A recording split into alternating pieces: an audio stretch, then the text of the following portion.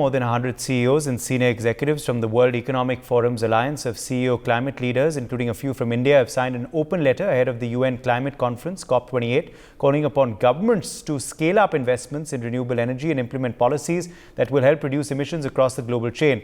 They've also called upon fellow business leaders from the public and private sectors to accelerate net zero actions to reduce carbon emissions for the benefit of society.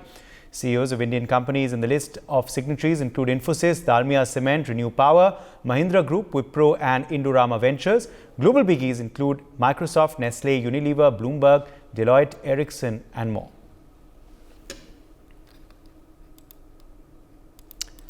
Dr. Sharad Kohli, economist, is joining us now live on the broadcast. Dr. Kohli, what is the significance of this open letter and what are the contents of it?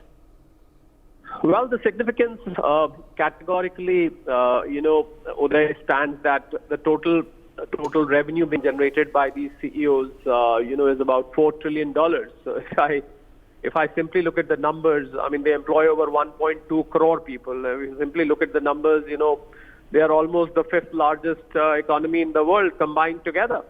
And, some of them are from India as well. There is the Dalmia Group head, there is the Wipro chairman.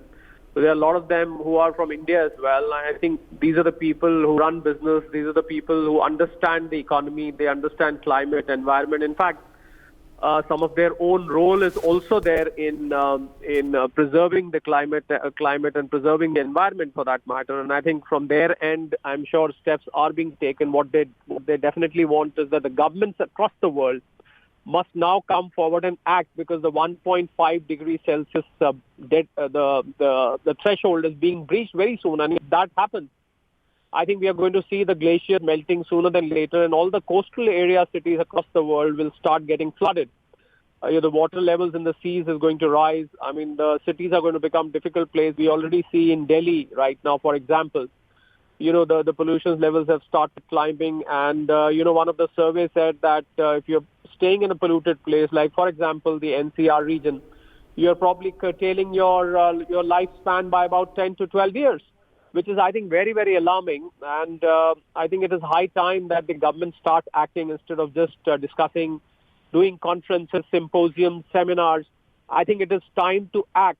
And I think this declaration by these CEOs will set up the roadmap for the COP28 summit, which is going to happen hereafter. So I think it will at least put some weight behind the contentions being made. And I think we can see some action. India, as far as India is concerned, I think India's role is very much being appreciated, because India has advanced its dates. I mean, we've seen the Indian Prime Minister making a commitment that we might be able to reach the zero carbon situation sooner than what we have promised, that is 2070.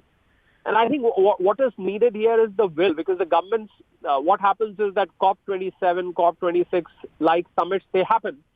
But then nothing much happens thereafter, because there is contribution required. The countries need to contribute to a fund. They need to take action on using alternate fuels instead of fossil fuels. They need to convert their energy resources. They need to convert, the industries to a greener environment, and so on and so forth. But what we see at the ground level is that nothing much happens. So I think there is a need to act now before it's too late for the generations to come. I think if we want to give them a future, if we want to give them Mother Earth, which is worth living, I think action needs to be taken. That is where I feel clearly with the corporates getting involved, it means that there is a need for further public-private partnerships as well in the environment sector, Sharad. Absolutely, Uday. I mean, not just public-private partnership. I'll go one step further from what you said, because even the corporates, for that matter, I mean, the action, we should not forget, the action is not just needed on part of the government. I mean, every citizen of each country has to take action. You have to be, every person has to be conscious of the fact that every single person contributes to some kind of damage to the environment in some way or the other. And corporates, of course, are large business houses.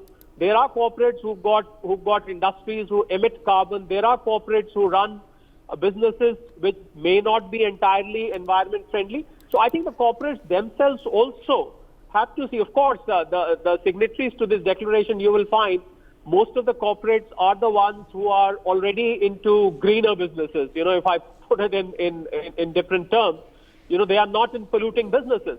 So, but it's up to the government to take action on the businesses which are polluting. So it's responsibility of the corporates, it's responsibility of the citizens of the country, and of course, responsibility of the governments to make laws and make necessary investments which are needed to make this place worth living. So I think the declaration by the CEOs is very, very indicative of the fact that the corporate world is conscious of the environmental damages, and they know that if things carry on the way they are, then neither their businesses will survive, nor the mankind will survive at some point of time. So where is the business going to survive? So I think the government must take cognizance of what has been said, and I'm sure in COP28 summit in the times to come, we will see some kind of action being taken by the nations across the world today.